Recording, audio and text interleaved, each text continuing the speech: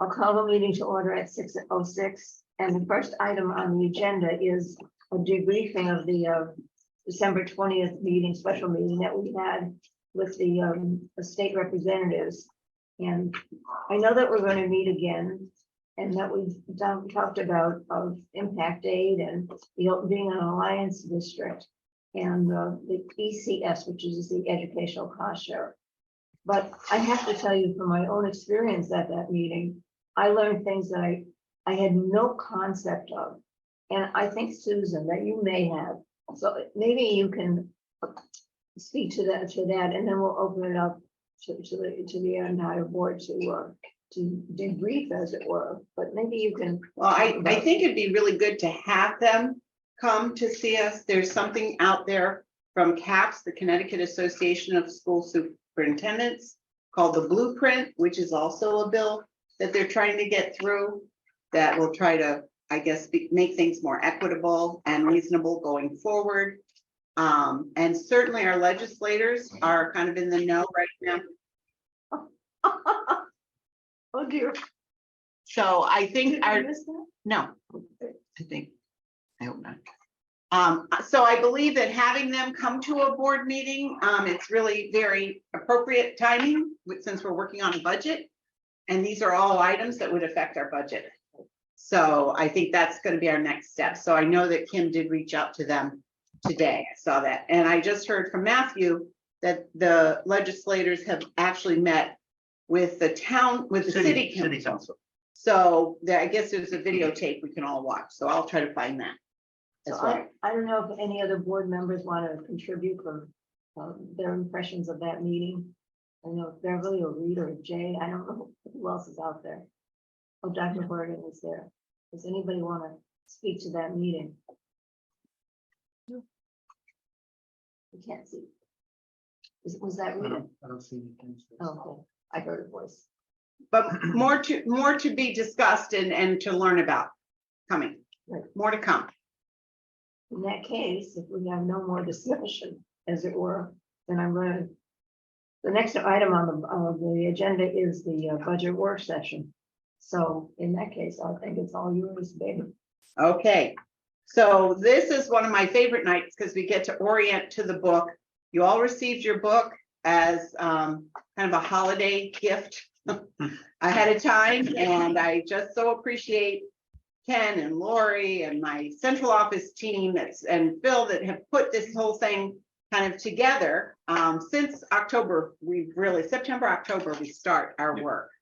And we knew that with a lot of the inflationary costs and having, the buses go out to bid and some contracts, that we knew that we were going to be going for a really, it's going to be a very productive budget session trying to figure out and resolve, this budget. So, but I look forward to doing it, and I know I'll get great help with the board, and we will do our due diligence like we always do. But I think Ken wants to kind of show you and remind you how the budget book is made up. We actually also have some templates that we can show the rest of the people who are online who may not have a budget book. So we want to make sure that everybody can see this lovely book. And on the left-hand side, there's some really interesting information about the budget development that Ken's going to go through, and he can lift those up. We can speak to those. Yep. And then the contents, the table of contents, and what yellow, red, green, and pink mean, and white. Yeah. So we'll march our way through, and then we're going to talk about prior years, some salary, and we've already had a few retirements come in early so far, about 7. And then, of course, health insurance, and then elementary. That's one of our shortest walkthroughs of the journey. So I guess I just wanted to orient everybody to the book that you received. It's the white binder. It's set up just like the book that we send to the town council and the RTM after it's been approved. And I just wanted to go through it, make sure everybody understands the sections and what we're talking about, and then we'll talk about what's in the left-hand pocket. So in the book, there's a yellow tab. That's where you have overview of the budget. It gives some overview of revenue and some grant information. So it's kind of like a high level view of the budget. And we'll go into more specifics as we go along, but I think I just wanted to get you to understand what we're looking at here. The red tab, this is a little more detail. It's the same budget, but it's broken down by object code, which is how we spend the funds. For instance, object code for salary, there's an object code for employee benefits and so on. And so that's what this section represents. The white section, this is enrollment. This is an estimated enrollment. It has some history going back to FY 2017, and it goes through actual of this year, and then we have a projection for next year. The green section, this is our FTE report. And just so everybody understands what an FTE is. FTE is a full-time equivalent. And you can think of that as one full-time employee being equal to one FTE. If you have a part-time person that works half a day, that would be a 0.5 FTE. And if you had two of them, then together they would make one FTE. So just so we have an understanding of what FTE means. So that's the green section. And then the pink section, this is the detail by function, by program. This is the deep dive. Yeah, We really spend time That's right. scrutinizing this and going through this really carefully. And this is where it starts. You build up from the bottom here and it feeds all the way up into these other schedules. So this is what we'll be going through page by page in the coming weeks. Then if you turn back to the front and you look in that front left-hand pocket, there's additional documents here. There should be I got them up. Do you want me to put them up? Yes, yeah. If I share. I am too. Mark, am I able to share? Or, Yes, you can.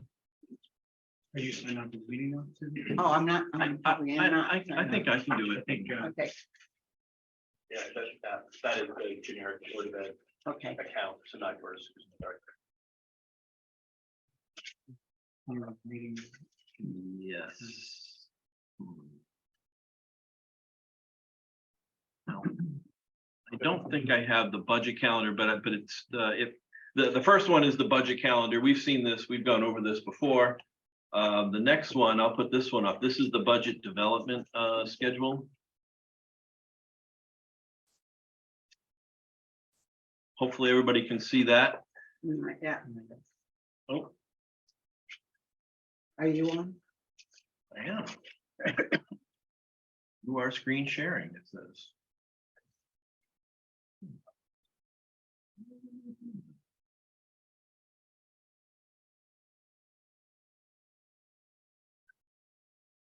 Am I doing something wrong, Clint? We see it online. You do? We Yes. don't. Okay. Proceed, let me play with this. Yeah, they can see what's on. Okay. So this is how we're going to walk through this budget. So by day, it also includes the pages that we'll be looking at, and then if additional staff is Show me which one required you're for the looking year. Okay, This one. that one. Okay.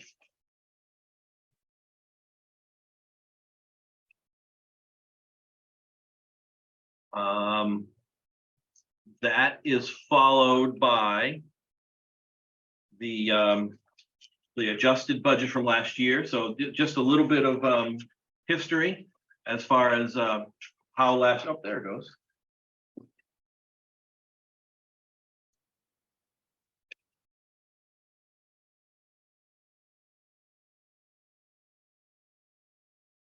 All right, just a little bit of history as far as how last year went. We started off last January at a 3.04% increase in our budget, and then through work we did throughout the months of January and February, it came down to a 2.22% increase, which was eventually approved by the town council and RTM.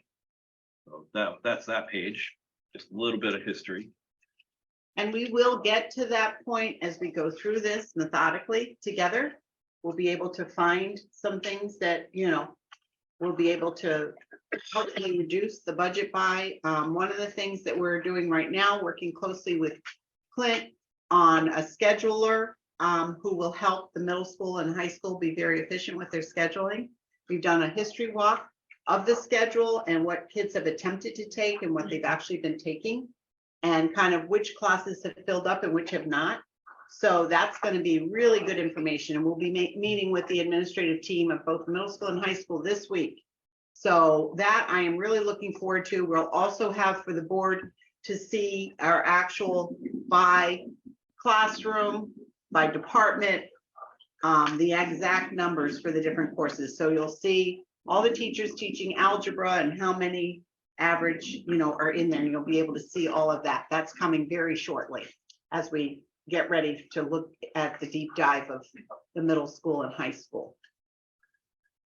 And so also included in the book originally is what we call a payroll reconciliation. This basically looks at last year's budgeted payroll, which you'll see in the lower left-hand corner, 51,446,541, and all the changes that happened to bring us to the FY24 budgeted number at this point, which is 52,821,697. So we will go through this in more detail as we go forward. And this is just our salary account. this is just This is salaries. just with the salaries. I have a quick question about this. When on this page, could you also show exactly how much the administrative, like that line is that we're paying the administrators? You have the increase, but I'd also see, like, for administrative teachers all the way down the line, what really are, because it's a little deceiving the way it's done. You have that. We'll be showing that. to I you. know I have that, but I would Yeah. like to see it on this page. Because it's a very good comparison to show, okay, this is how much we're, our teacher, is costing us. And then right next to it, and next year, it's going to be $1 million more. Is that this that you're speaking of? Then No, I- it's If I could, I wanted to. this is the say- one I think that's saying this one that's on the screen that Yes, the one on the screen. Okay. It's just showing additions, but it's not showing actual. And they should be Right. next to each other. Okay. Thank you. If I could take a moment, if you would do what Rita did, if you have a comment or a question, just speak up, because I can't see I Right. can't see if the hand is up. So thank you, Rita. You're welcome. I'm going to stop sharing that one. I think I have this last one. That's the important one. Isn't that the driver of budget, the story? Sideways. I'm sorry. I don't know how to make this not sideways. 13. So usually rotating. Counterclockwise. Okay, there it is. Okay. And then finally, what was also included is this. This is the object code summary. It's the same exact numbers that are on the red tab, but it goes the other way, a long way, so it's a little bit bigger. And then we've added some comments on the right-hand side to help give some. Oh, is it not showing up again? There it is. No, You make it bigger? Oh, no, that's not the right one. This one, are you talking? No, I'm sorry. I'm onto this one. Okay, so we haven't done the. No, not yet. I want to go through what's Okay. in the book, All and right. then we'll.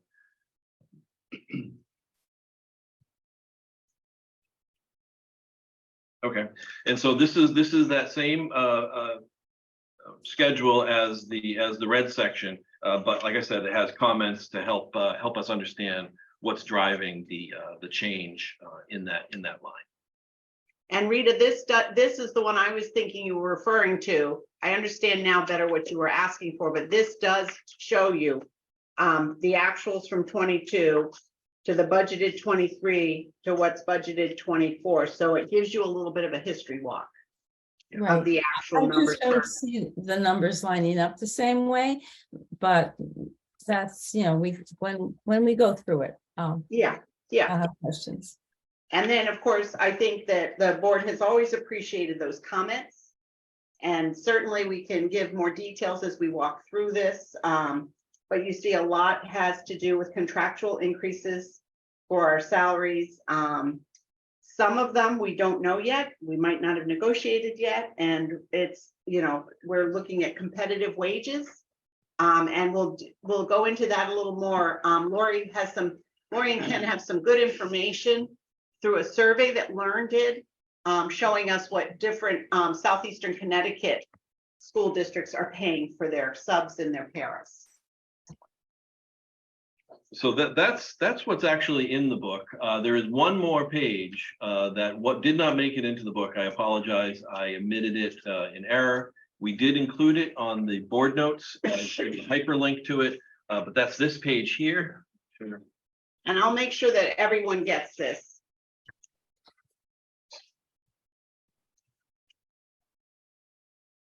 And what this page is, and I'm going to put it up so that those at home can see it.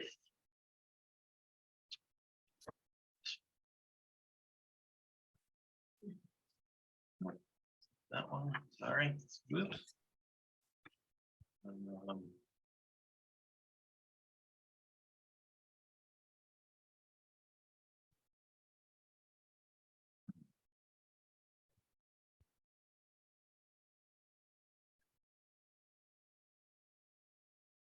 All right, this is the one, right? All right, and what this does, this is what we're calling our story. This is taking last year's final budget, which was 79,157,271, and what changed? What is the difference between that budget and what we're proposing in this book? So you'll see it starts off with the salaries. So overall, for all the changes in salaries, it's an increase of 1,375,000, benefits, transportation, and so on.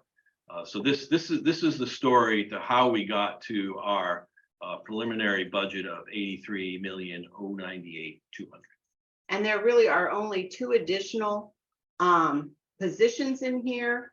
They were positions that were paid by ARP IDEA, which was a grant, and very valuable. One is an additional behavioral analysis staff member who really does oversee some of the programs like the ABA and the Academy to help with some children who have some, challenging behavioral needs. And this person has been highly trained at Learn and has been really so beneficial. He's almost a teacher of teachers in this field. He really is a leader in this field. And then there's an additional security guard also as well. But other than that, there are no additional positions. And I think on that sheet, you might have even seen a savings of at least one FTE so far. Well, actually, there's Or a balance. It's actually a net because there was one added, but one taken away. So net, there was no change, but these are the only additionals that we have. Right. And then, of course, benefits are up, and we'll get into that and what's driving that. And transportation, the bid has come in, and there were only two that came through. So this is according to the one that was probably the most efficient, but it is really higher. Our bus drivers are unionized, so they had already negotiated a contract with them last year. So part of what you're seeing in this increase, from what I'm understanding, is their increased wages. Sure. Yep. And then the out of district tuitions, we're seeing a reduction in the state placed special education students, but it's being made up for by increase in rates and for the in district placements. So it's kind of a balance, but overall we're seeing a small decrease. And then there's an increase in general education just due to increased rates. then we were going to tell a little bit about those professional services. Yeah, so professional services, these are our OTPT, there is instructional improvement, preventative maintenance that's driving up this cost. And of course, as we know at home, we're hearing the electric bill is going to double anytime now. You've got diesel fuel and, electric and heating, fuel costs that have definitely escalated in this time frame. Yeah, we had, And go on. we had the benefit in the prior years of having leftover supplies due to the COVID-19 pandemic. We didn't run the buses as much in that first year, and those supplies kind of went into the next year, and then they went into this year.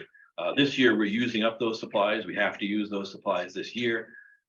So we have the benefit of that this year, but come next year, not only is it an increased price, but then we're not anticipating having any leftover supplies to offset anything. So it's a very big increase under diesel.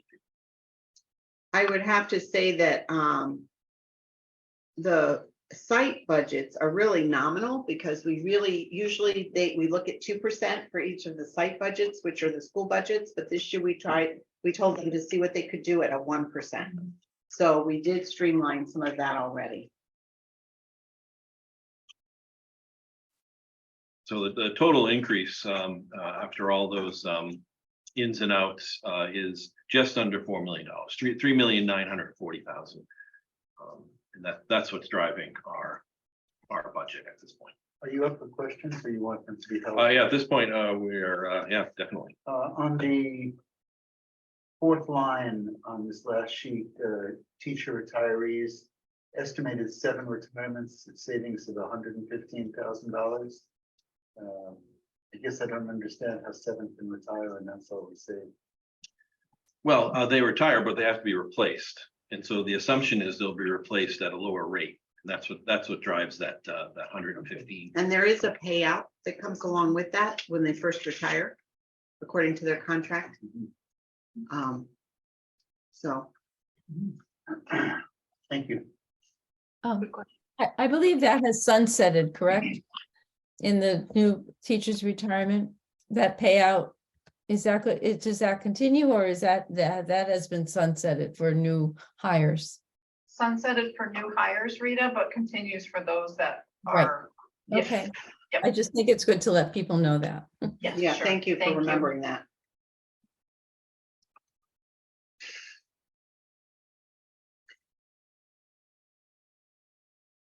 Hi. Hi, how are you? Did you Sorry, want no. to, should we go through this? Yeah, we I'm certainly looking can. at the agenda. Oh, yeah, so the agenda, let's see, said overview, orientation of budget materials, which I feel like we've done. Unless we have anybody who has questions about the orientation of the book and what's in it, or what's on that left-hand side and what we've just added to. Kim, I think you were walking in when we had brought up this page, which is the story of the budget, the Yep. drivers of the budget. Yep, I Yeah. got that. You do? Are you sure? You sent, something came out a couple of days ago. Is it the same thing? Just slightly adjusted, but I did put it in board notes Yeah, I had because it. we in didn't have a photos. chance to get it in with the book. Yeah. Yeah. Okay. We looked at the prior year and what happened last year. So I feel like we've covered that. Salaries and retirements, I guess we're on that. So in addition to this page that we're looking at, this page right here gives you a little bit more detail. It's essentially the same numbers, but this shows the contractual increases for all of our groups, which comes in at $1,493,000. There are the positions added. You'll see that there is one special education teacher, but there's a position reduced on the next side. So they kind of net themselves out. There's the behavior analyst and the security guard 1.0 FTE. And on the reduction side, there's the retirements number that we looked at.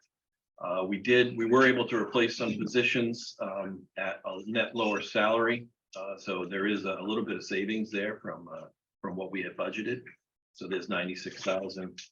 And then there was a reduction at the high school in 0.4 FTE of a language arts teacher. That means this teacher is only working 3 days a week instead of 5 days a week, or something to that effect, the equivalent there.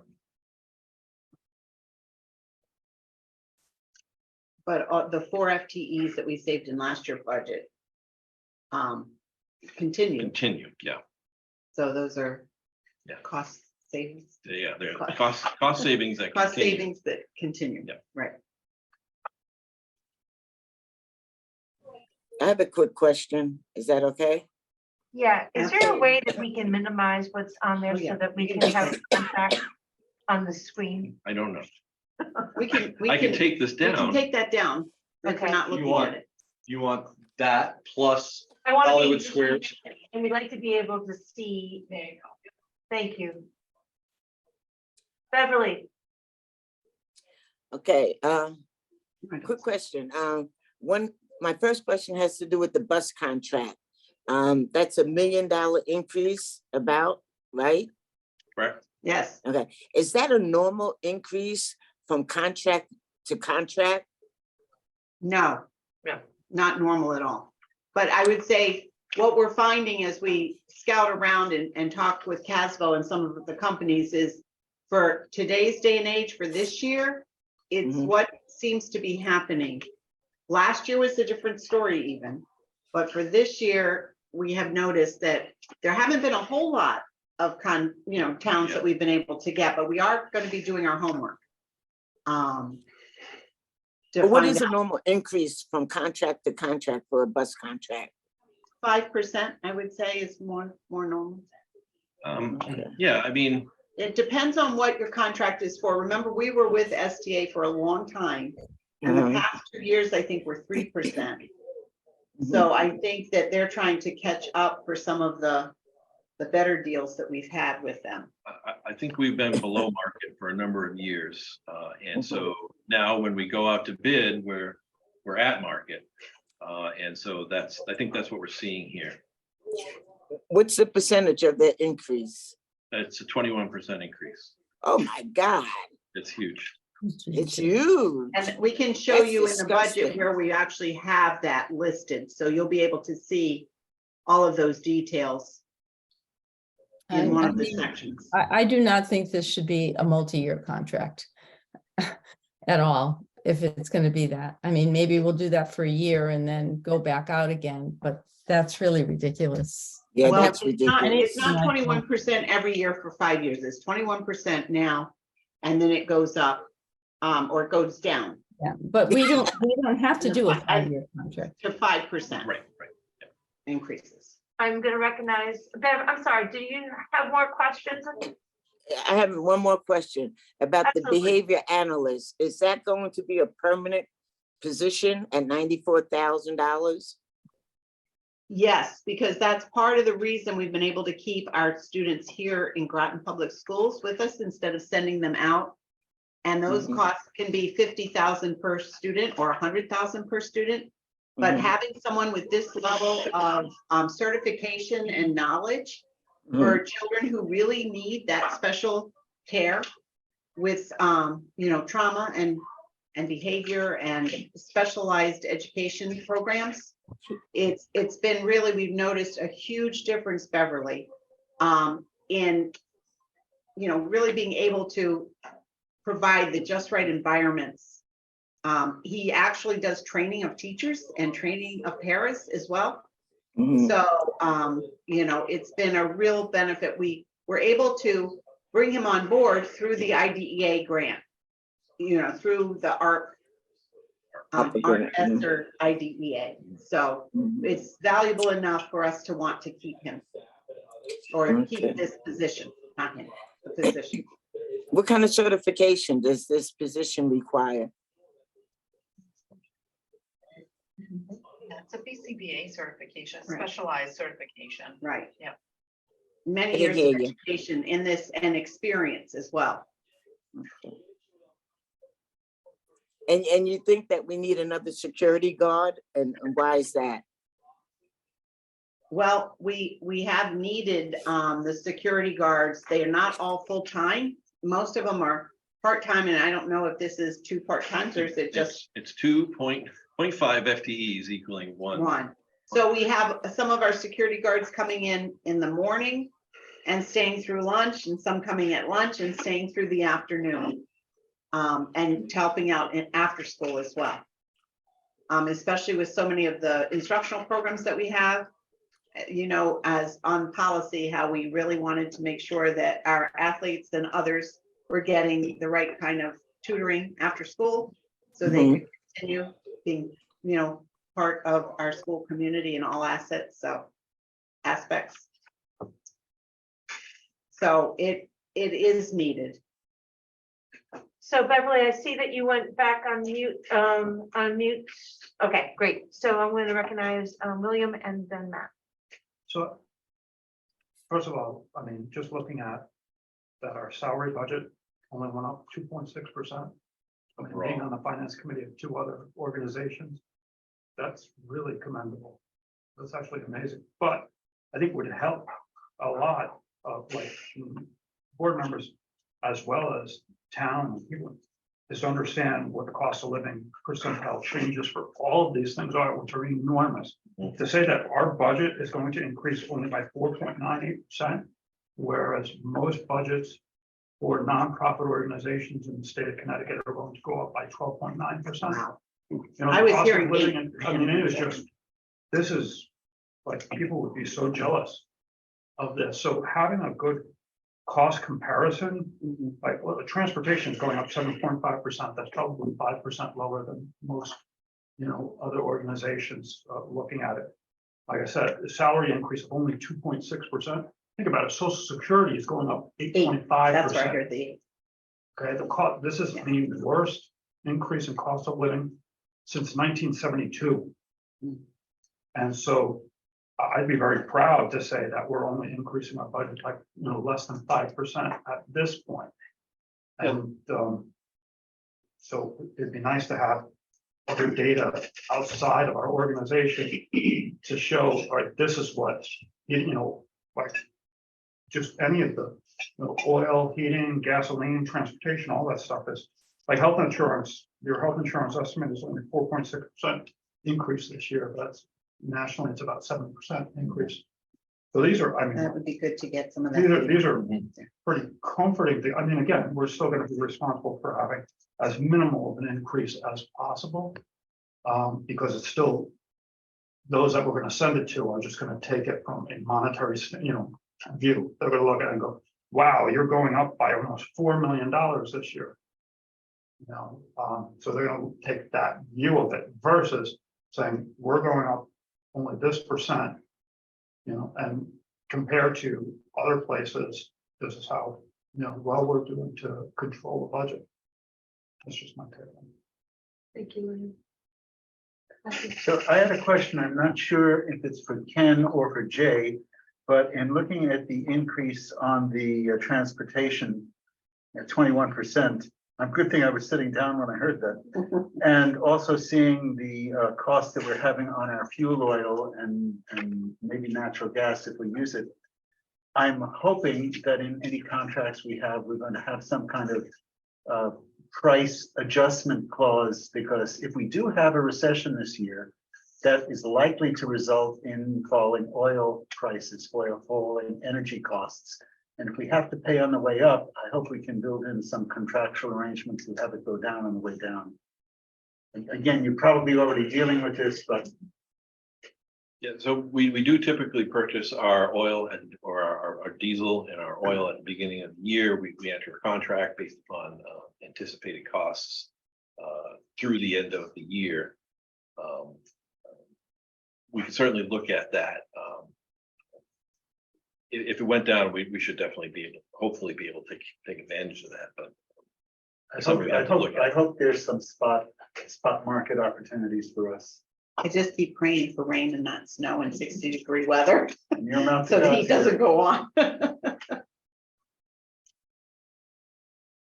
So one of the things, and Susan, I don't know if you talked about this before I got here, is that one of the things that you and I talked about this morning was for the board to be with Ken and Sam and just kind of talk about what's happening in the transportation milieu so that we can get a better handle of that and understand sort of what we're looking at and sort of and do that more, I think, in an executive session, because we would be looking at a contract. So I be prepared, and I think I mentioned that in an email to you guys this morning. Yes. Is that be prepared for that meeting to happen so that we can have all the information that we need to have as we look at the superintendent's budget that will soon become ours at the end of February. So There's no finalization on this. The bid has Absolutely. been processed. I just, once again, And- I think that it's such a large piece and that we're having quite a lot of reaction. And I think that it's really important that we understand it so that as we begin to once again own the budget in February, we can speak to that and give guidance. So I think that's why I sent the email this morning, just to kind of give you guys fair warning from that. All right. Salaries. So that's what we went over right here was basically the entire salary object code, if you will.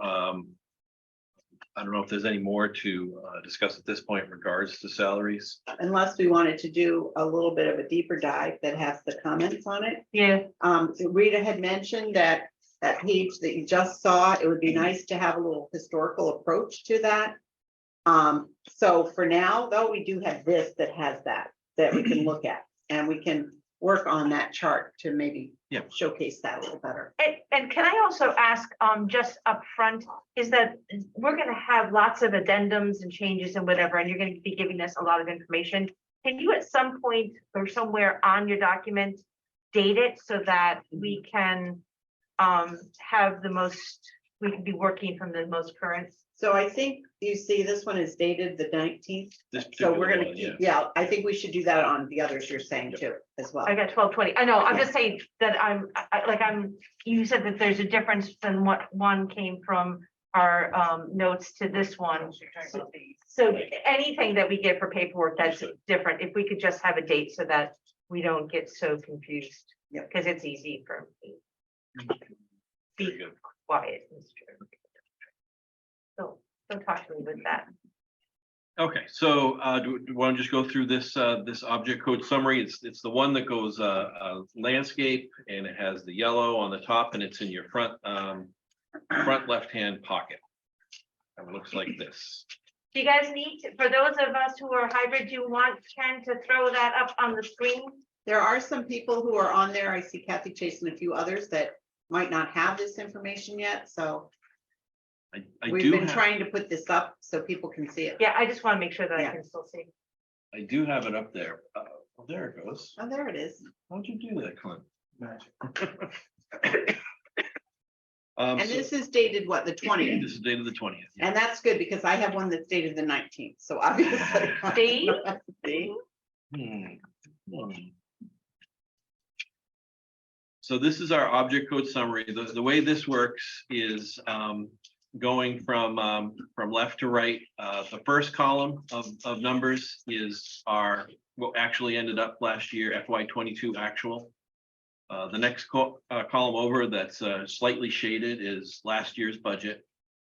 Column next to that is what we anticipate this year to actually end up at, a little bit different, but in many cases still the same. The fourth column over, it's the FY24, it's highlighted in yellow. This is what we're proposing. This is the one that totals the total amount, 83,098,200. And then the increase or decrease, decrease being in brackets, this is the difference to the FY23 budget. So it's the difference to the shaded column. And the percentage is just a calculation of that increase or decrease versus last year's budget, the shaded column. So we'll start with the salaries, and we start with administrators. We have the district administrators in there that is at a 2%. We put in a 2% increase. There's actually there's one administrator that is on the contract, so it's kind of skewing a little bit because the principals, assistant principals had a 2.25% increase in their contract. That's line 49 and 50. We have on line 51 as well. That was part of the same contractual increase. There may be some movement in and out of different people causing some different percentages, but overall it was a 2.25% increase. The athletic director was also on the same contract, and that's the salary per that contract. And that had to do with the amount of days needed. for We've him added to his, That were added to. that his- might be important to put to add that somewhere. He to has add that. additional days. Is that part of that was contractual, is that we added days to that? Because that's one that would jump out at people. Jumps out at me. Would you anticipate a similar increase on athletic director next year, another 7%? No. No. This is now, this will be. No, on now the he steady has his state. days, yeah, that he needed, right. Line 54, this is classroom teachers. So this is our biggest line on the whole budget. It's showing a 1.9% increase, but it includes the almost 3% step and general wage increase, 2.9% of $1 million. Well, that's shared amongst all the teachers, the special ed teachers, the media specialists, and the guidance counselors. But we were able to replace some positions at lower rates. We do have the retirements baked in here. Would that also have to do with the 4 FTEs that we did reduce last year? No, because that would have been. That would have actualized last year. Yeah, it would be reflected in the FY23 budget. So but it's the retirements and the replacement at lower rates, and there's a slight reduction in FTEs that's driving those numbers there. And then we have summer school, which we didn't have summer school teachers in the prior year. Those were Paid by our professor. that was paid by our professor. This is summer school at the high school. And then I think we probably supported it additionally in last year's budget. Yeah, last year's With budget, our we had professor. 20,000, that's for special ed summer school. So this year we're layering it on top of that, the high school summer school that we run. Adult ed, no change. Before you move on from there, Kim, I had my hand raised. I Oh. probably can't see it. I'm so sorry, I can't see it. That's but okay. Thank you for calling attention. On line 58, summer school teachers, could you please put the 2020-2021 went before you started using the funds from ESSER? Because it looks as if, oh, well, we paid zero, but that really wasn't the case. So what was it the year before when we were not taking it out of the funding? So in 2021-22, we were taking it out of our PES, or we were Well, funding it. when was the last year you didn't? Probably 2019. 1920. Right. Yeah. Because even in 2020, we all went out, remember? And I think we were probably doing it mostly virtually at that time. Yeah. Okay, well, it'd be nice to show that because it actually looks like, oh, zero, but that's not really true. I mean, we did pay always for summer schools. Right, And right. We have to notate that somehow. You're right. yeah, because when you look at 214% increase, it's really Yeah. not the case. you Right, know? exactly. Thank you, Rita. You're welcome. Matthew, Kind of piggyback on what Rita said, I was kind of interested, how many, if you don't have the numbers, just a ballpark, how many youngsters benefited from the summer school I think it would be very nice color to give that 42, that additional 42,000 represents 116 students who passed 214 courses, or whatever the truth happens to be. That's really pretty close. That was a good estimate. Really. So, yeah, we should do that. Okay. And then the middle school, we have charged with some of the grants that they've received and also our ARPESER. Right. So I think we still have those ARPESERs for the STEM camp at the middle school and also for the STEM camp at the elementary schools. But that will go away too, and we're gonna have to figure out what to do after that. That's right. I just think it'd be very helpful for town council and our team. Oh, I to- agree. To know the impact of what this big number represents.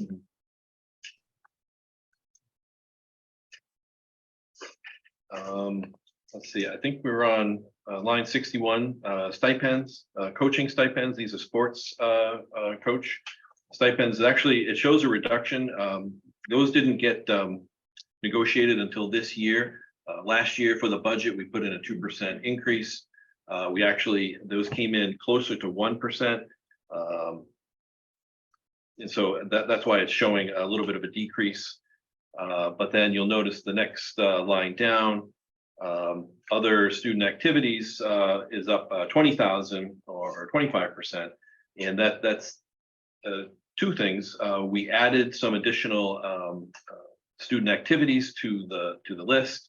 And the band director stipend, which was previously under classroom teachers, is now being reflected under other student activity stipends. Which we think it should be. Yeah. You know. Why? Was misleading. Could you tell us why? I think it had always been there. And so a lot of Ken's work has been to get things in the right buckets as we've kind of worked on this together with Lori. So that we're calling it kind of more of what it is. Can I add something Yeah. to that? Historically, it's always been added to the salary. I don't know the reason historically why that was done for years, but one of the requests during the setting of the stipends was to actually move that out of salary and put it into the stipend account. And have it be reflected where it belongs, like you Right. said. Yeah. Does And that I- answer your question, Rita? No, because to me, she's still a teacher. And then whatever additional stipend is needed should be there. Right? I mean, her whole salary is reflected in this? No. Oh, that's what it sounded like to me from No, here. just the stipend after school portion. band. So this Okay. is Yep, the then- during the school day. We've got her in a salary for that. This is the additional stipend Okay, for the after school activity. all the activities, not just band. Right. Yes. Yep. You're right. Okay. Ken, I'm going to display my ignorance. Just be gentle with me. Under number, this, eyesight, 62, it shows FY 23 estimated and FY 24 budget. It looks to me like it's a decrease of around 16,000 and shows an increase of 20,000. What am I misunderstanding? So if FY 23 is an estimate, I think that's something I'd have to take back and Okay. decipher. I can't answer right now. Super.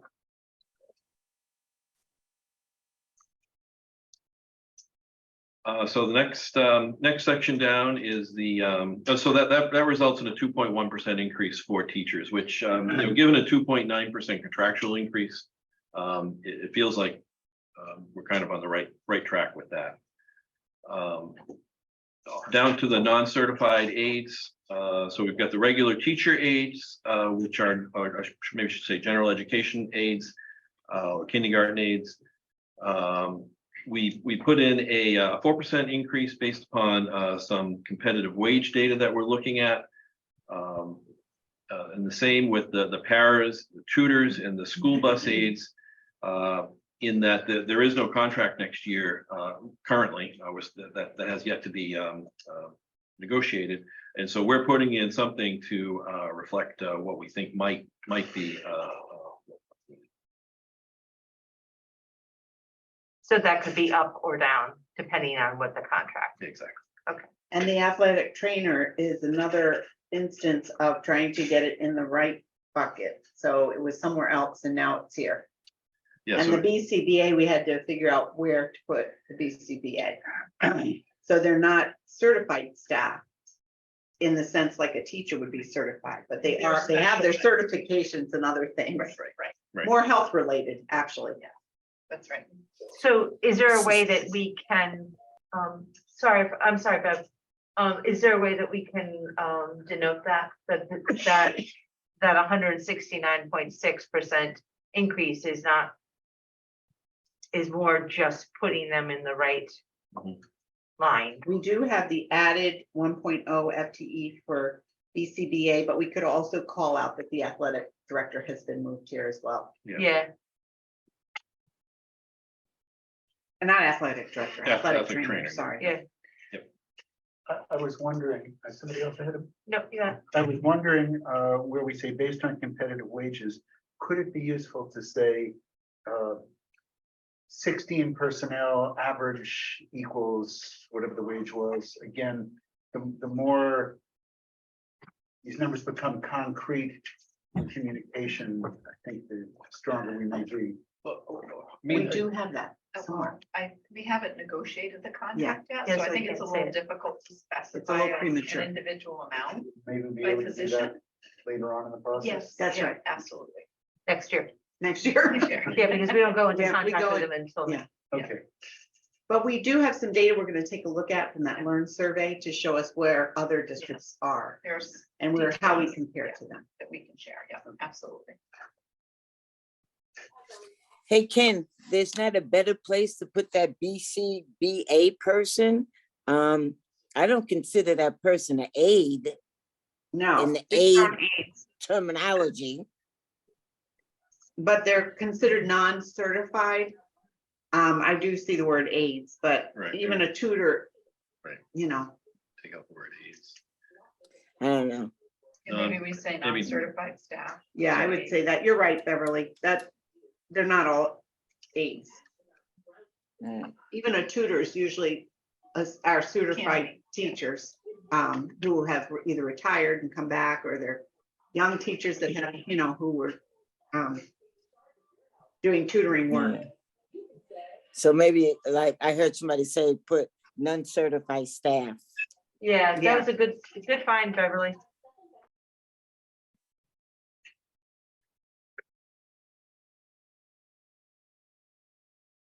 So the next section down is our substitutes. We are working on the rates for substitutes. And so we put in a 5%. Oh, yeah, competitive wage. Yep.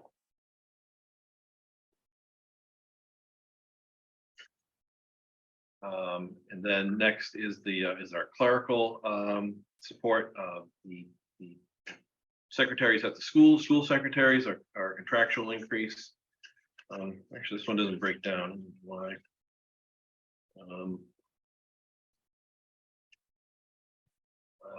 And then if we flip to the next page, supplemental -2, we have custodial maintenance and tech. Those are all contractual increases. And the line 78 is security and supervision, which is basically the security guards.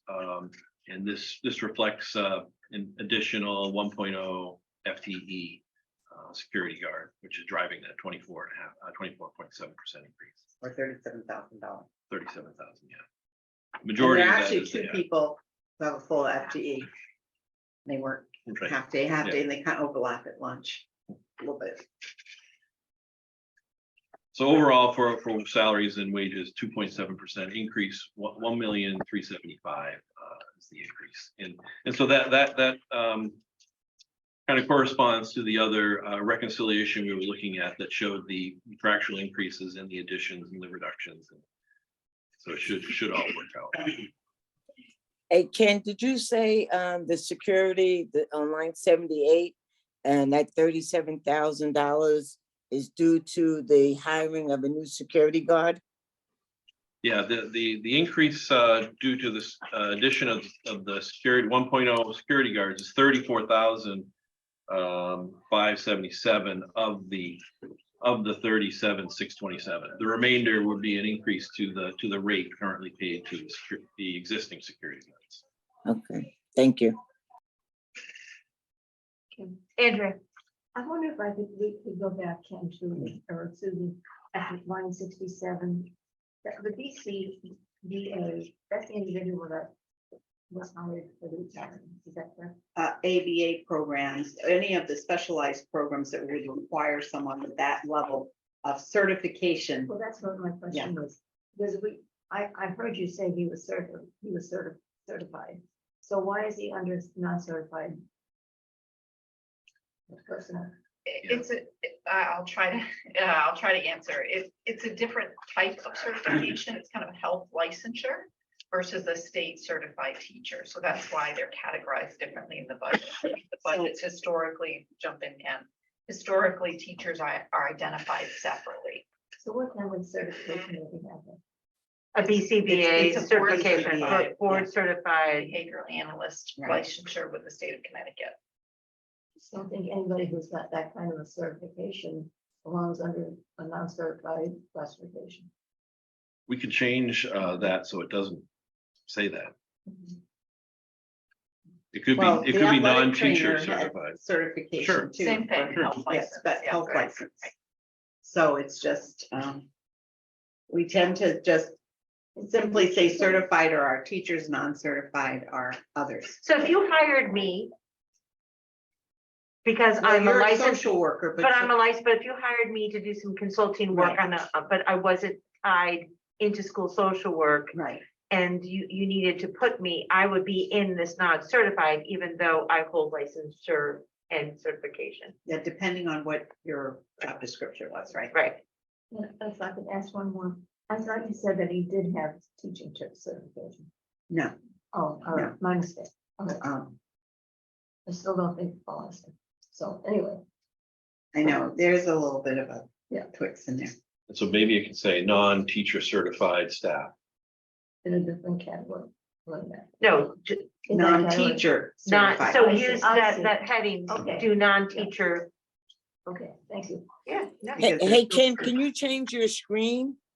The people, we, online, we see the previous screen. We don't see the screen that you're on now. Thank Yeah. you. Oh, did it work?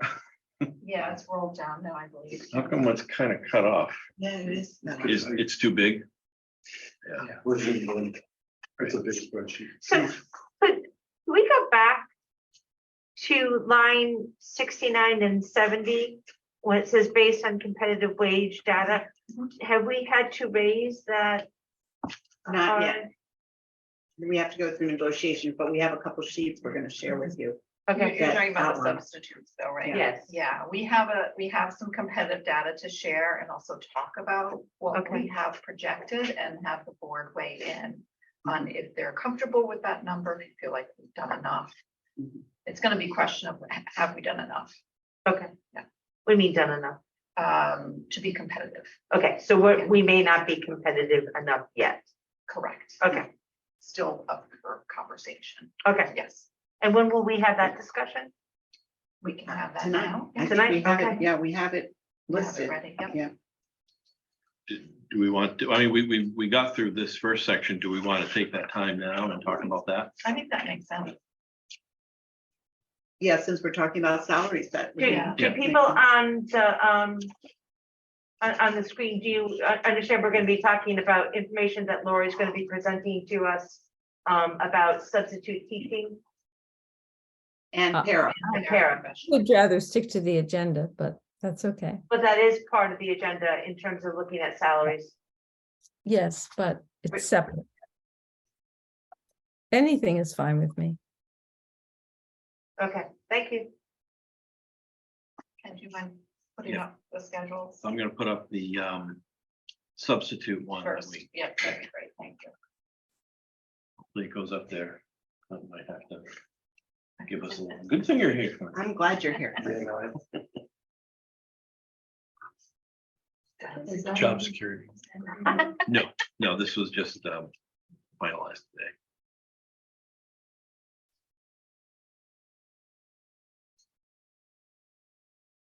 Start talking, I'll get it. Sure, let me just pull it up on my screen so I can see it while I'm talking. So what we have done is we worked with Learn. They performed 2 salary surveys in our local region. And one of them was for substitute teachers, which they had completed the survey in December. And then we'll also share the para schedule a little bit later, but we will get you hard copies of these schedules. They had put the survey out right before the holiday break, so we're waiting until we could get every possible number we could before tonight's meeting. But as you can see, if you look at the rates, we're currently, now these are current rates. These don't project an increase For next yet. year. For next year. We're at 107.50, and you can see as you go down the list, there's a lot of local districts in the 110, 120, Up to 150. 125. Yeah, 150 is certainly an outlier. But you got Preston and Stonington that are going as high as $150 per day. Can you scroll down a little bit, Ken? Yeah. So the average of all these is 115. We're at 107, and I would just specify that's an average of them all, including the 150. So keep in mind 115 may or may not be enough to be competitive. You've got a number of Sometimes them. averages aren't the best way to look at things. Right. Sometimes it's mode, Right. like what is mostly happening. Correct, exactly. To take out the outliers. And throw out the outliers, Right. yeah. But for purposes of tonight, there's quite a bit of area district, Waterford 110, London 110. Montville's a bit of an outlier at 95 on the low end. I don't know how they're getting subs. Unless that they're may not be- calling the building sub, like our building subs are 127.50. Right. So I don't know if that 150 is something that's more like a building sub. That's something we could ask more questions about. So, and then we have the, Old Sabres 125, Old Lyme 120. So you can see in the local area, Mhm. it looks like we're in the 110 to 120 range. Do we know what Norwich offers? Norwich did not. They did not respond to the survey, respond but we to can it. follow up on that. Who didn't respond? Sorry. Norwich. But we do have Norwich in the Paris survey, so that was unusual. Yeah. So we'll show you that in the Lori, Paris do you have survey, any sense for what, now this is the current rate schedule. the current Do you schedule. have any sense for what the average increase is going to be elsewhere? No, we don't, because everybody's in the same budget process we are, so I don't think we'll know that until the budget is set, so that's why I'm saying we probably want to be mindful of where we want to be from the competitive standpoint. Knowing that these will likely increase in these districts. Andrea? No, I don't know if you could tell me what I have 2 of these, RSD 13 is, and why would Portland be in here? Portland is like near Middletown. Yeah, they likely responded to the survey, because if you go down a little bit further, can you mind scrolling? Eastcon also responded to the survey, and they're listed below for our information. I left them in the schedule just so that we would have them for comparison points. I see. Thank you. What is RSD Regional 13? school district. Regional School District 17. And where is that? I know. Let me just- Killingworth, Is right? it? What you said answers my question. Thank you. Okay. All right. Yeah, some of them go by their numeric designation versus their mean, town Look at designation. even Killingly is 150 and then 175 for certified staff. What's Wyndham? Wyndham is 192. What is 107 and 121? It means they are working within a range. So when they're hiring in that range between 107 and 121. Thank you. Do you think the 121 is more of the building type sub? No, because Probably they just list, certified.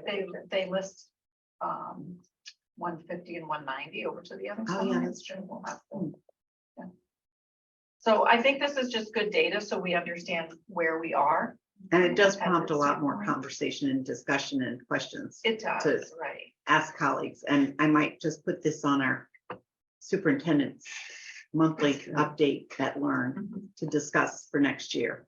So That would be I'll add great, to and my they might things to be able do. to get a idea of percentage increase of what superintendents are thinking.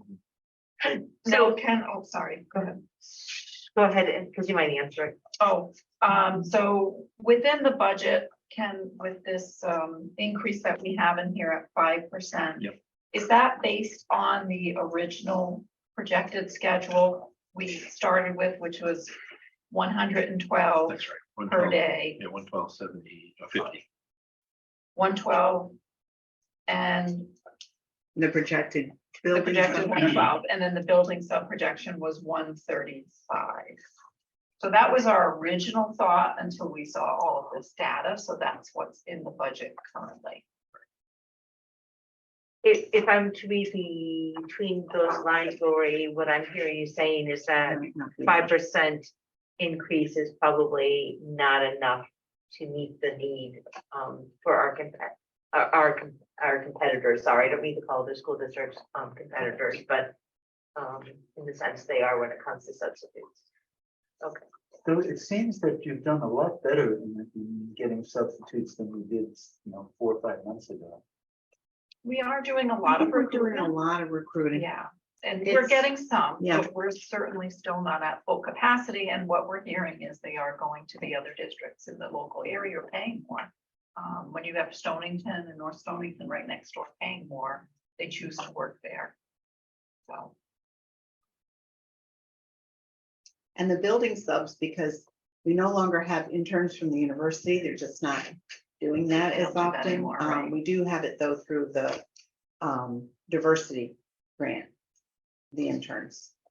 But the teacher in residence. yes. teacher in residence, but I would say that they really have an allegiance to the school. They become part of the school community. They're getting a little more money. So to make that something, then, and they're there every day, like tutors are.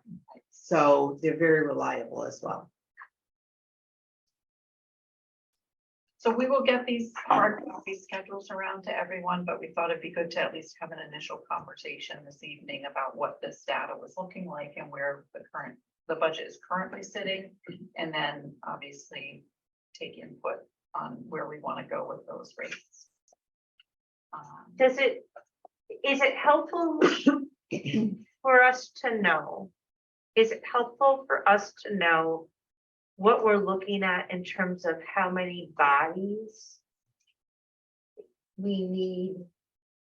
I mean, I don't know if my question makes sense, but if we need 35 substitutes, both certified and special ed certified, and we can only find, or we only get 15, is that useful information for us to have? It could be, I'm just thinking, Ken, I'm thinking out loud. I think what the question may be is, we're budgeting for a certain amount of activity. And if that activity doesn't happen because we can't find people, do we need to increase this line item or not? Because we're not staffing at 100%. And I would Is that the say that question? Is that? I'm not quite sure what the Yeah. question is. Yeah. I just said, I'm seeing a 5%. I see what the picture you're painting, which is we are not competitive with some of our neighboring districts. But what does that really mean? How many substitute teachers are we always behind in? so there are the building subs that we haven't hired at 100%. There's still a great amount of illness. There's COVID, there's flu, there's RSV. And the past several weeks between the holidays, we had principals teaching in classrooms. They were doing everything they could. It was like the little kid in the dam plugging the holes, because we didn't have enough bodies. Because adults were sick. Okay, but that's same but different than the question that I have, which is, is one of the reasons, I hear the outliers is that we've got all these illnesses going on. It's not an outlier, it's reality. But I don't, please, Matthew, because I'm struggling right now. I think when we Pull talk me about being competitive, that's a pretty intellectual concept. If we say that we budget or we need X number of building subs and Y number of regular subs to meet the needs of our kids. And we're typically 10 to 20% below, or whatever the truth happens to be, and put numbers to that. Then when we go to the town council and RTM, we're giving them something they can really taste and feel, as opposed to being competitive. And how hard would it get that data? And thank you very much for Well, we have that. like data. reading them. Well, we don't budget by individual positions in that line, so, but I think what we could do, and jump in, Ken, if you have a suggestion, but we probably could look at that account and Yeah. see what we're running, and we can probably say, we're staffing at a certain percentage point, we could probably get there. Right. But we are not fully staffed. That's what I mean, Yeah. we'll indicate where we're staffing at percentage wise. We can probably get that from the absence data, which will then give us a sense, we're spending X amount of dollars in this account, we're staffing at whatever it is, 70%, not 100, and then see what that yields us. I mean, there's an opportunity cost here. If the principals are in classrooms teaching, they're not doing the things that you would hope them to do as principals. Right. And there's an opportunity cost to that, which we may not be able to deliver information in dollar numbers, but we can certainly communicate the reality of what we're facing. And same thing when a tutor or an interventionist has to go and cover a classroom. Yep. Because you're shorthanded, they aren't seeing the children they need to see.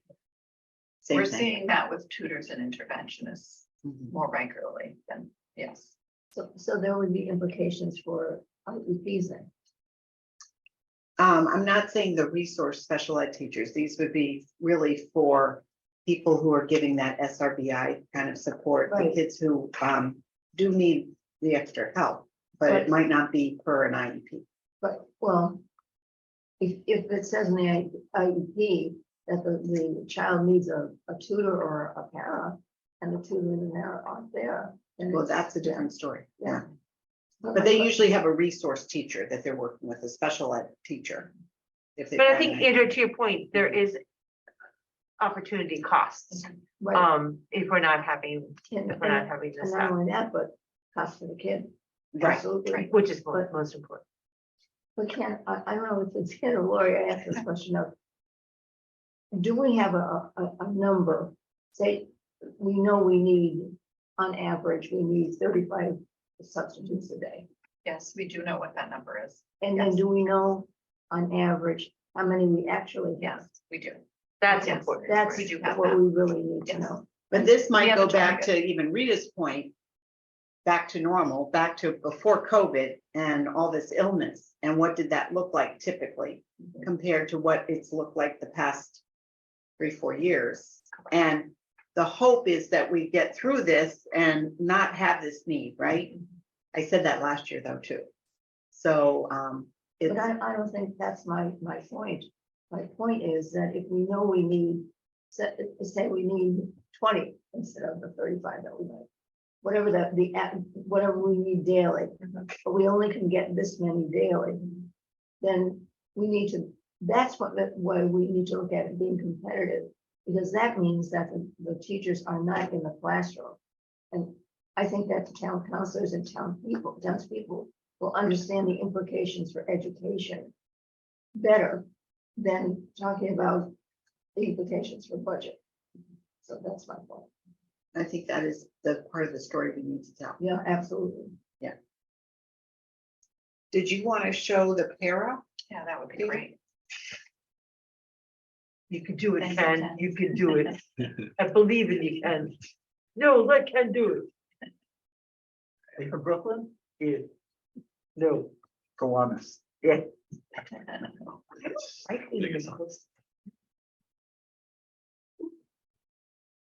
It look like, Is Oh, this that's just the fine. way it was set up? Yeah, there it goes. Just wait. Maybe I was good enough. That's not very big, is it? Is that better, yeah? We'll just Ken's have making to it scroll If a I little make bit. it too big, then you can't really see a lot, Yeah. but We'll just have to, we could scroll down. a yeah, little I can bit. scroll. Yeah, Yeah. okay, thank you. So this is the competitive rate survey that Learn had done in the region in October. These are the paraprofessional rates as they stand today. for these different regions. I'll put them on the screen, Ken. I lost the. We're fighting each other. Oh, are we? Oh, that's small. Okay, I will not touch it anymore. Okay, great. I'll touch it. Right. Okay. Sorry, my bad. So now I will say what's not here is some of the competitive data we saw a year prior that Ken and I had seen. There were significant changes in the pay rates from 2021 to 2022. That we can only surmise that they took quite a bit of ARP ESSER money and kind of put it in place towards these positions. So there's been a significant jump in a number of these districts. So I'll just point out some of the more local ones. Now Waterford says they're at 1579, a little on the lower side, but New London 18, which we've heard about. East Lyme is 25, 26. East Lyme is 18 to 25. For their Montville, 1956, we've heard about that one. Norwich, 1972, we've heard about that one. Ledger's right there with us. Yeah, Ledger's with us. And they tend to be on the lower side of the pay scale. And then you can see where we are at 15 to 17. So as Ken had mentioned, we have allocated money in the budget, understanding that we're going to go into negotiations and we're probably going to need to have conversation around maybe more than what we've talked about in prior contracts, but obviously we haven't negotiated the rates, so we don't know where they will be, but we've tried to at least account for in the budget for a higher than normal increase in that line item. There are some averages here. If you take a look, if you average these rates, it does show some opportunity for us from a competitive standpoint. Again, you can look at the outliers Correct. and you can And look at the reaverage, mode when correct. it's mostly happening. Correct. I think to get more accuracy than just a pure average. Exactly. Again, I'm looking at the variance for Groton on the lower range, it's about 16%. On the higher range, it's almost 25%. That cell, if you want to call it a cell, if that's what we turn out that we feel we need to do, is really got to be framed in human terms and student impacts as opposed to being competitive pricing. Agreed. And like I said, we haven't negotiated the contracts, but we have been talking about some concepts that we can talk through in negotiations. But obviously we can't share those today, but we've been giving certainly some thought to what that might look like.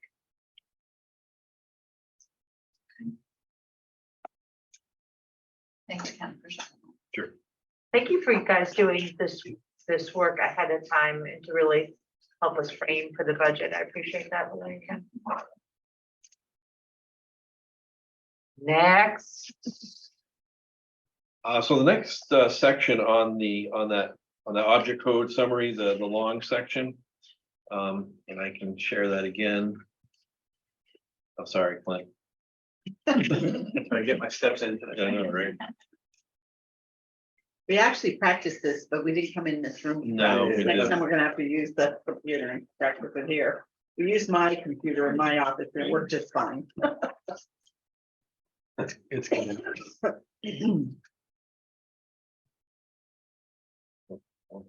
Go for it, Ken. We're swinging to Thanks, Kevin. benefits. That's what you're going at. I'm swinging to benefits. All right, that's this section here. So the first section in benefits is our health insurance. So that's 80 and 81.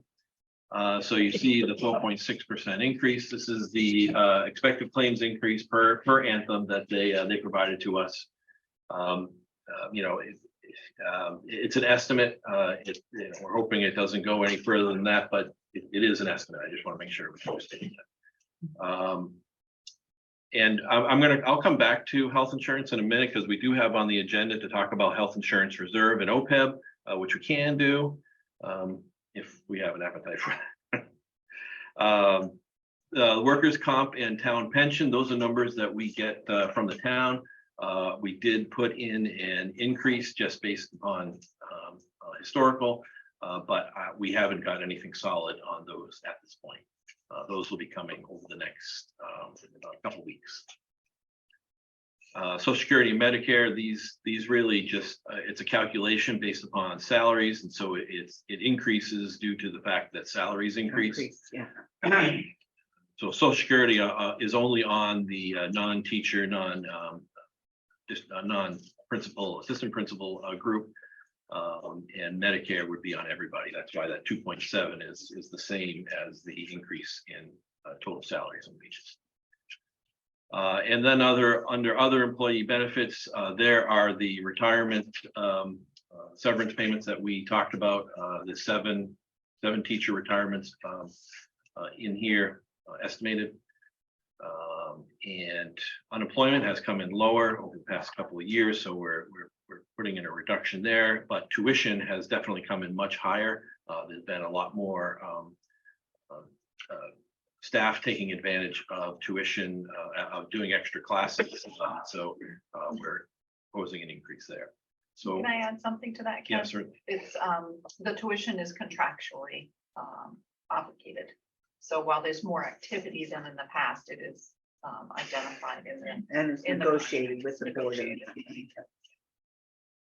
Sorry, Ken. Yeah, no. So overall for benefits, it's a 4.4% increase, and it's being driven by the health insurance because that's the biggest number on in this section. Now, mentor stipend, is that only there, or is that also somewhere else in the budget? That is the mentor stipend. What exactly? That is the position that we had, the coordinator position, not the director. Okay, Yeah. Right. Yeah. Yes. I thought that we had taken some of that though from a Title II, or maybe that's the other community one. No, I think you're right that She might have another. the salary is being funded through a grant. Well, not salary, stipend, I should say. Mhm. This is the other piece. Okay, that's something else. I think we just need to fine tune that. Yeah. Make Yeah, sure we're please. calling it what it is. Yeah, I think that would be helpful. Would this be a good time to talk about health insurance, because we are in the health insurance section? And that is on the agenda. It is It is on on the the agenda. So I have this. He's got that great picture. It's kind of goofy, my little picture, but I like it. We all liked it. Don't call us goofy on the screen. That's kind of rude. I'm sorry, I'm doing it to you again, Clint. No, it's gonna come up any second. Is it? Yeah, just wait. Okay. I have faith. No, even I don't see it. It's like blank. Oh, well. That's a whole different story. It's like blank here. Yeah, it's a PDF that you're trying. Yeah, it wasn't blank before I started doing this. I'm gonna stop. And oh gosh, what happened? It Right down there. Good. You scroll up or down, is it a multi-page document? no. Hold on. This is the one. All right, let's try that. Oh, I think that's gonna be part of that. This guy. February meeting. Yeah, this That is our orientation. It looks better. Okay. Yep. That's why I've added your team a couple years ago. Because they should be part of those. Oh, there it is. Okay, so health insurance reserve. I just wanted to go over the concept of health insurance reserve so everyone is on the same page. So as a self-insured organization, we're self-insured with the town, meaning claims are paid by us. We don't submit them to an insurance company. We pay all the claims. As a self-insured plan, we have to maintain a reserve to pay for a portion of those claims. So at any time, we have to have a bucket of money in case all those claims came in at once. And so that's that. I like to think of it as a cylinder or something that holds. It looks like liquid, but it holds funds. So that's what this funny looking diagram. So yellow is the So yield, careful caution, Yeah. Red is hot, don't touch it. So the reserve is made up of two pieces.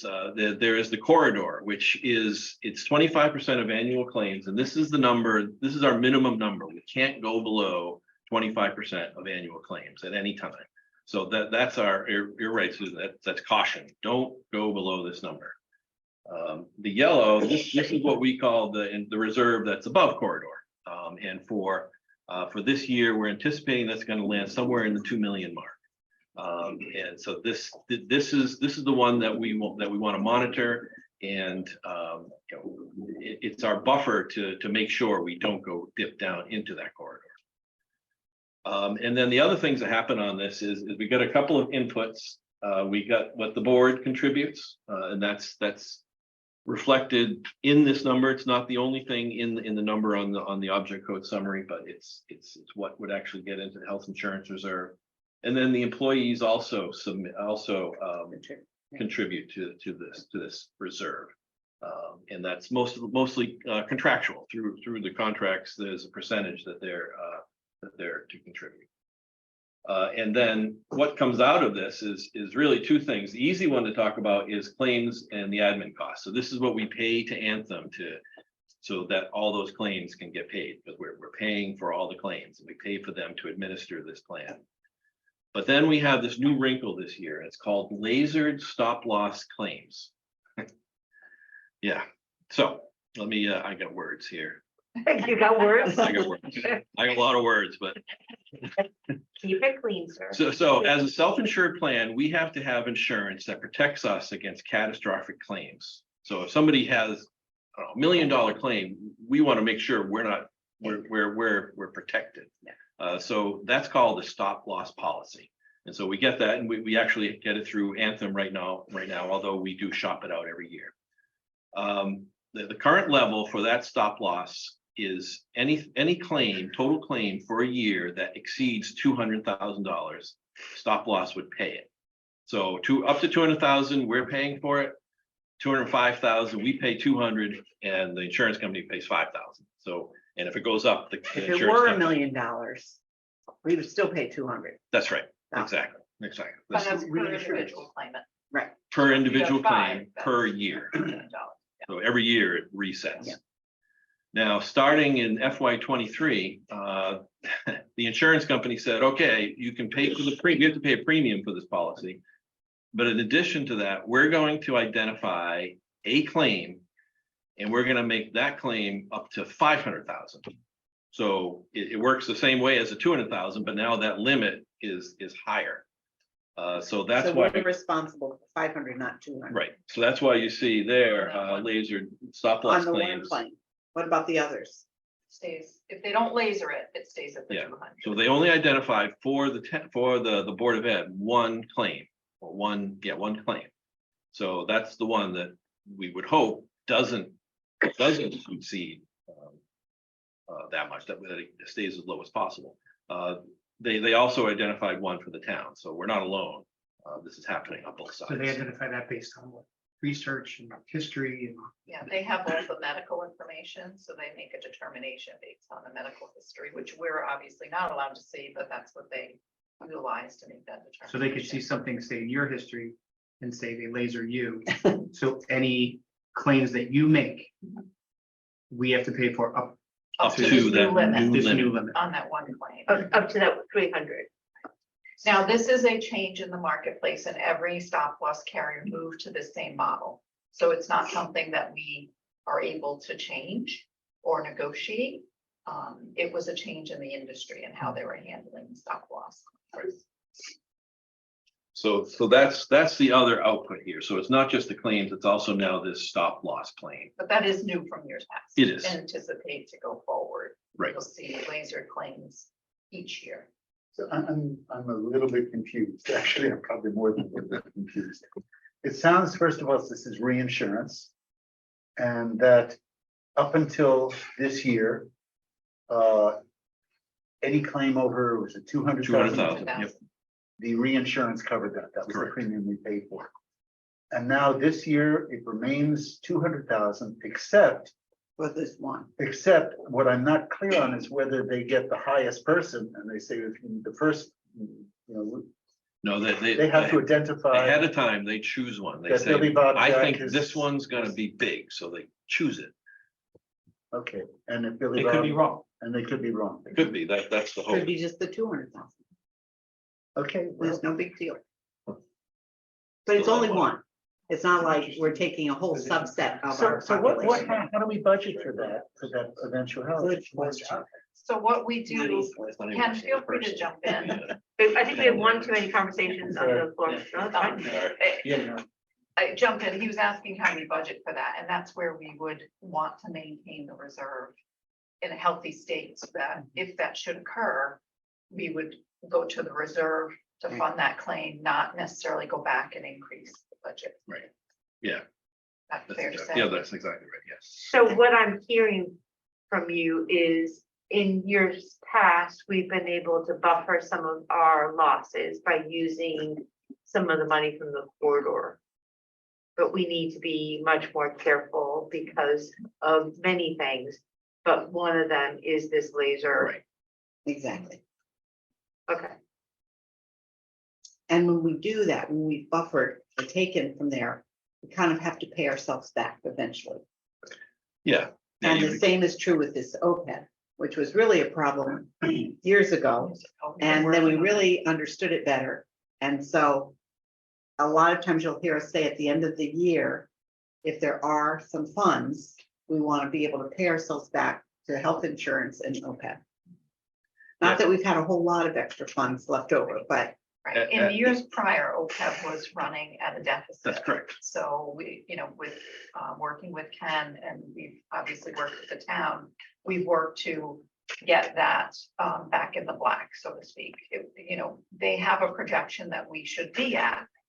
We're not there, but we're certainly moving in the right direction. I have another little picture. picture for OPEB. oh, look, A little bit different colors. So OPEB, just so everyone understands what OPEB means, this is other post-employment benefits. So a person retires and they're still able to, it's mostly health benefits, and they're still able to get access to health benefits. We have to keep a reserve to cover those. And you're right, the actuaries calculate a reserve. We're not quite there yet, but we are building slowly. And once again, this is a combined reserve with the town. The town also has their own OPEB, and we keep them separate, but then we put them together. And so for the OPEB, there's three things that come into it. There's a contribution that the board makes every year, based upon the actuaries give us the contribution amount. There is an amount that comes in from the Teachers Retirement Board to help fund this, and then the retirees themselves contribute into this reserve. That's right. Do we invest these funds in T-bill and treasuries or something so we can generate some revenue? Yeah, the town controls all of these reserves on their side. We maintain our piece. Right. But yes, they would do all that, yeah. Now, for all of these things that you're seeing, I'll make sure Joan has the hard copies that can go to you with the write-up of this. So that if you want to be able to just slide these right here on the left-hand side pocket, you'll have the most updated. that would be really. And we'll make sure they're dated Yes. for you, so that if they change, which things will change as we go through this process. Maybe not these pictures. I don't do very good, but Kim, can I add something to this? Just so that you don't think that we OPEB people are getting away with anything here. I just want you to know that my contribution to a health insurance is over $1,200 a month. So just so you know that. So the town knows that. So the OPEB people are not getting anything for nothing.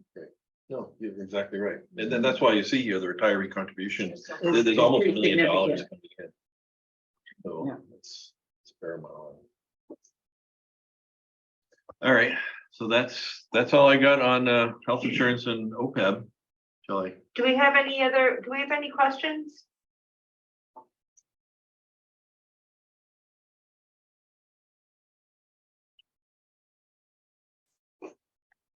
Okay, so that's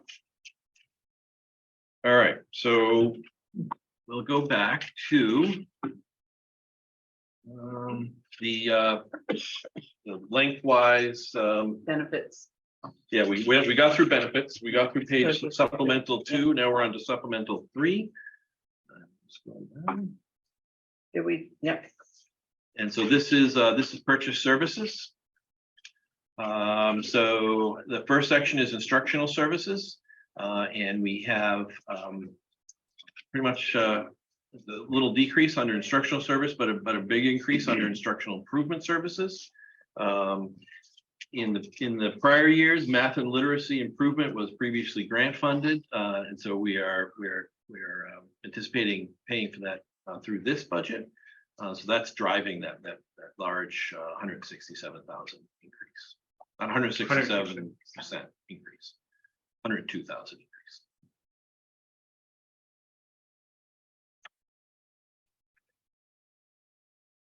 And Susan, can you walk me through that number 96? And it's because our grants have, So the literacy and the math grants have subsided. This is really Phil's area of expertise now that he's kind of taken over that in teaching and learning.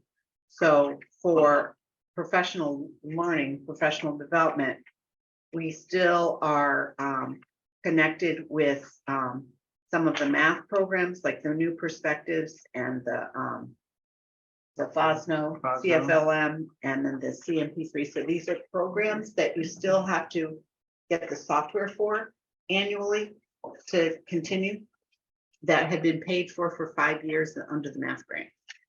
so I think what, and I think it's appropriate, I think the pushback, and please folks help me out if I'm misspeaking, is that we were really talking about we could sustain, how do we sustain that? And So we we have no more book purchases. This is just to have the platform for the teachers to utilize. Now, it used to be in the good old days, you'd buy a textbook and it would last for a decade at least, sometimes too long, especially social studies, history. But now the way that the framework is that we do have the books and we have the workbooks, and we have, those are continuing to be used, but there's a platform. So software now, this is the area that Clint and Well, there's annual fees, so so instead the of paying software. these huge lump sums for textbooks every 10 years, we're paying a yearly fee for the most updated software. The area that I think you're referring to, Kim, was that we were going to look at the professional development pieces of all these programs where they were sort of front loaded. And we're looking to see where we could start to build our own. Train the trainer. Yeah, build our own capacity so we don't have to continue to use that money for professional development moving forward. And we are doing that with all these different programs with the FOSNO and with, New Perspectives in math and the Teachers College, that sort of thing. I guess there should be more in our summary. I'm trying to see where the supplement matches into my budget book. Oh, okay. So I guess I could just follow the numbers. Oh, This is Kim, like, we're Kim, kind of Kim. giving you the big picture, this view, and then we'll be going through it item by item, and you're gonna see that again, and it'll be highlighted. I think that needs to, that the 322 and that 324, I think that needs to have more exploration. Color. More color. Yeah. So that's your typical operating work of teaching and learning that always occurs. And it occurs for every discipline. Right. And so there are software costs. There will be continuous professional learning, even though you have a lot of people here who are highly trained and, and can train others. You still need to stay current. Right. So things are ever changing, I guess for me, it's just that I understand that because I get immersed in that every week.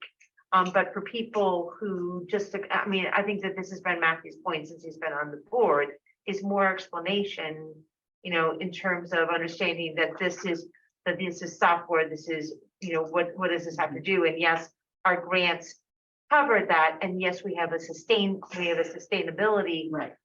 thing, but we still have to buy this stuff. Because I don't want people to say, but you've told us that these grants, we have a sustainable plan. Yes, we do. And this is part of it, and that we have to buy the platform pieces. I guess for me, Right. that would be important.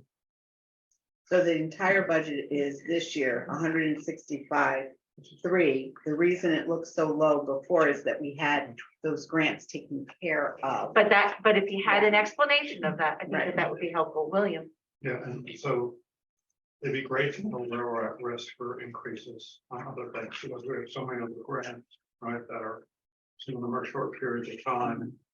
So it'd be great to understand, all right, but we are expecting an increase in fiscal year, 2025 or 2026, unless we do X, Y, and Z. You know, it'd be nice to know what the plan is to look. So with this one in particular, go increasing 102,000, that might have been expected, right? So it would be great to know that well beforehand. That yes, we expect once that grant's over, our expected, amount per year will be X. So the Y, math Z. grant closed in 23. That one was just the latest closed grant. It was a 5-year grant to the tune of 1.250 million. So we got a lot, big bang for our buck in that. And so when we had the grant, we were averaging, let's say, 40 to 50,000 of costs still. But now that the grant is gone, you see that the increase went up 100,000, and it wasn't just for math, it's for math and ELA and other things too. I mean, my concern is not just that one, it's just that we have others as well. Mhm. And so over the next 5 years, we might be adding the same thing, another 100,000, another 200,000 for areas where we've had grant support that will go away. So it'd be nice to know, where at the biggest risk for increase in the budget based on things that we're using, that we have grants to support. We can do that. That's the future, but Yeah. And he has it all detailed, like deep fine-tuned detailed. I'm when he's sure. Teaching And and it was learning kind of, that spells it all out for us. I think we can understand it because, or we have some sense of understanding of it. But when you talk to a town councilor or an RTM or other people who have no knowledge and they hear, we have we are going to sustain this and this is how we're going to do it. We have that plan, this. Right. it And even quickly show doesn't sound- what decisions we made to get it to this. Yeah. And what it could have been, and we Right. got it to this, and then how it's gonna work out over the next Right. 3 to 5 years. I think go ahead, Susan. No, I want to hear you. I think the JQ Public's perception is sustainability means we'll be able to continue to do it without For free. significant taxpayer. Everything. you're input. right. Perfect.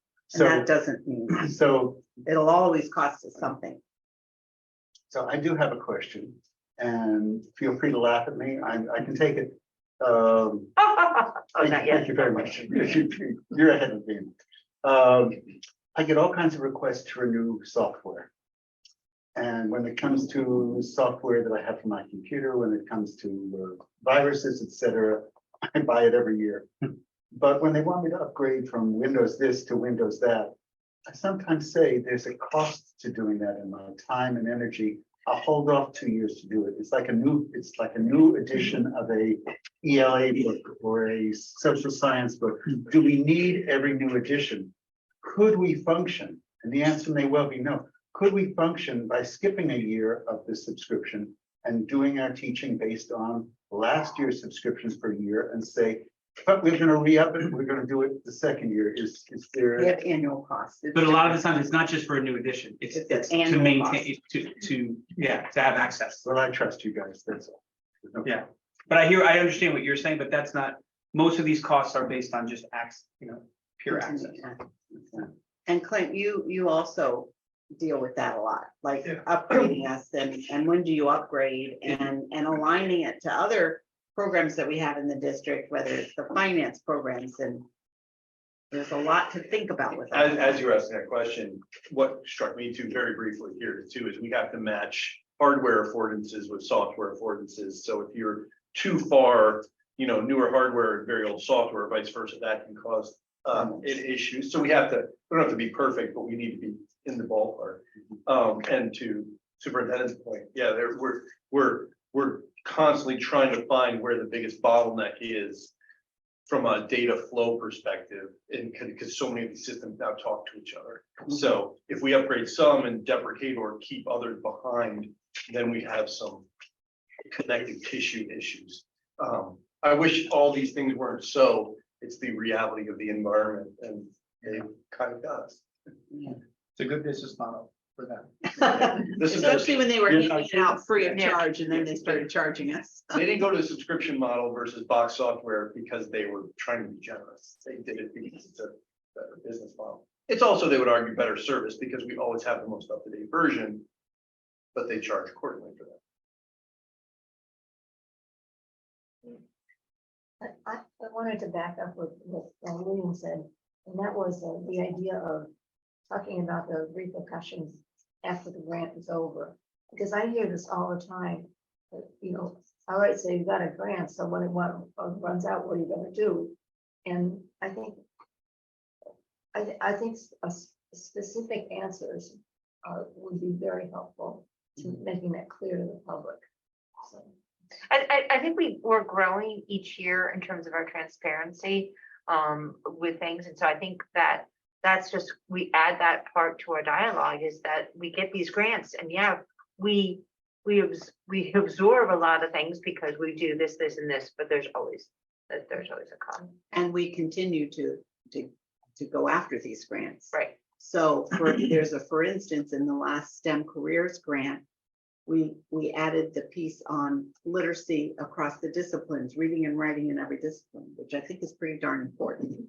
If you're in science class, if you're in social studies class. So that was a continuation of getting more professional learning, because I often will hear teachers, especially at the secondary level, well, I never was a teacher of reading and writing, but everybody needs to be a teacher of reading and writing in every discipline. It's really important, especially for the formative years. So in hearing those things, we knew to capture that in this particular grant that was, really focused on STEM careers, but literacy in those STEM, courses. So always kind of forward thinking, what's the next thing that we are going to need, and so sometimes you can build in some of that sustainability in the next one. What's good about all the technologies is that they're all trackable. We're Yeah. consistently looking at usage. We're consistently looking at the data that's coming from them. We're trying to gauge we're getting the best results for our kids. So that's helping us make decisions. Another thing that we're looking at in terms of professional development moving forward is what we're seeing, obviously, because of the gaps that have been created by COVID. We have 6th grade teachers facing 3rd grade problems. If you understand what I'm saying, like they're getting kids, so they're having to build their skill set because they've never had to teach reading before. Or it's like some basic skills that they should usually have when they come to the middle school. The kids are they no longer have. So we're trying to, again, use the people we have, like our elementary literacy specialists, now work with our, middle school and sometimes high school staff. But we are seeing those problems too. That's sort of adding to our professional development. Our repertoire. Yeah. But I thought we were all supposed to be teachers of reading. We are. Yeah. And that's why I thought it was really necessary that we build confidence. And we have some really good experts who are going to be working on that, in the next month. Yeah. I'm saying, like, our 7th and 8th grade teachers aren't used to teaching phonemes and those types. Yeah, I do. Yeah. Yes, Ready? Oh, move on. no question. Okay. Next section under purchase services, professional services, line 98, which is professional services. This is being driven mostly by we need to have these new preventative maintenance agreements for some of the equipment at the new buildings. So that's driving an increase in this line. Do you have a, for instance, what that might be? Like, is there a particular concrete? These are new type heating systems and we're to get this preventive maintenance. And is it something that our Make the staff can specialists. do, but we can They'll be have to learning- train them? They'll be learning along with. Okay, all right, good. Lines 99 and 100, these are services that we receive. Other professional services, there's a lot of medical or evaluations. We're anticipating some increased rates there, as well as for the OT-PT services that students receive. We're anticipating an increased rate in that area as well. Go ahead. Can I just ask, other professional services and OTPT, those usually come from Learn, right? They're a service that we contract out. We contract services, yeah. Right. Yeah, but it's not exclusively Learn, but they're the biggest piece. Yeah. And how often do we look at other organizations to provide our service? Yeah. Get a better rate. We do that. How often do we do that? Yeah, every 3 years we go out and we look at the different providers. I would say though, the rests are regional education centers. So Lauren happens to be ours in southeastern Connecticut. Craig is the capital, Hartford. So they're pretty in sync with one another with costs and that kind of thing. So, and that's usually who the districts utilize rather than a company. So they'll use their regional service provider. But Yeah, we can see that well, but for on instance, an ongoing basis. for the OT-PT, OT is provided by Learn, whereas the PT do go to an Yeah, that's outside true. service, and so that's what we're looking at on Yeah. a every 3-year basis to determine if we're getting the best rate. And we used to do the BCBA that you heard me talk about. We've had BCBAs with the autism program for, forever probably. And they were contracted through Learn, and we really felt that we needed to have one on staff ourselves, so that's why we invested in this. Otherwise, you would have seen that kind of cost in another place in this budget. So. Under athletic officials and services, we are anticipating more home games next year. That's driving that athletic officials. Other athletic services is like reconditioning of equipment. And we do anticipate that we're going to, instead of buy new, recondition some of the existing equipment. So that's why you see an increase in those lines. Can you help me for just a second? You could tell. Are we not going over to the elementary? You seem to be walking through this. Yeah. Because I'm looking at our time, Right, it's right, 8 right. o'clock and we didn't even touch the elementary, which was part of our agenda. Yep. There's 2 or 3 pages of it. Yeah, there's quite a bit to go. I guess my recommendation would to finish off with the purchase services and then maybe go over to elementary. Did we say what? Table what? Elementary. But we have to be careful about tabling on the first night. Because we have a lot to go over. And remember, we're having some added information kind of helping us to understand the budget, so. So not that I want to do this, but there is an extra day built into the schedule. So I don't say I want to push things at all, but don't be concerned that we won't get to it all, but that means we have to spend more time together. Our agenda, I think, was kind of aggressive, so. Okay, I don't know where people are, but I'm okay with us kind of finding a comfortable spot to stop here and then maybe call it a night. This is our first, it's 8 o'clock. This is our first budget session. And maybe we can take a better look at adding. After a while, Like after a while, it's kind of hard to kind of be thinking through things. Is that, how do people feel who are with us through Zoom? Does that make sense? You take it down so you can see. Yeah, Did we get through that? Computer network was the only What was other your one. suggestion? yeah, one line. What was your suggestion? It's just kind of finishing up on this professional service and then call it a night. Where are you guys on that? That sounds great. Oh, Rita, you know what I love about that, about your voice, is that you're not on our screen at all, but yet you come through. And that's kind of. Oh, great. That's amazing. It's Yeah. just such a calm way of saying it. I just Yeah. kind of had that, oh. Thank you.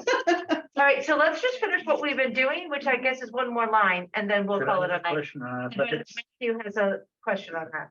So I know we put in for some work for CIP on athletic bleachers. That may happen, that may not happen. In the event that it doesn't happen, we still have some exposure for safety issues. And I'm wondering, this may be the wrong place to do it in the budget, but I'm just, the places, people possibly falling down between the bleachers, whether we can, if we don't get some funding, if we should be buying some 2x or 1x6s or 1x8s and just go and tack it up so people won't fall through. Is there any place that this could be discussed? If this is not the moment, that I'm fine with that. That this is not the moment to talk about that because it's not in, that's not covered in the, Fine. All right. My That's very apologies. more. that would be That's more gonna be when on, we get to CIP. that'd be more on Sam's. We'll have a section where Sam gets the Great. whole. floor. Night. Thank you. We'll have to get more chairs. So the last line is computer network services. These are the services we need to maintain and deliver internet and other computer services. We are experiencing an inflationary increase in this area, and so we're anticipating that to go up by 8.1%, Which is $13,000. 13,000. Yeah, sometimes you have to be careful about looking at the 8.1 and see what that really is. It's overall for purchase services, it's a 13.7% increase, so it's a substantial increase in that area. But I think that the driver of inflation is partly responsible for that Yes. in everything we've just talked about. Okay, so before you do your motion for adjournment, so the next time that we are gonna be hanging out together would be next Monday, where we're gonna continue on with our march through the budget.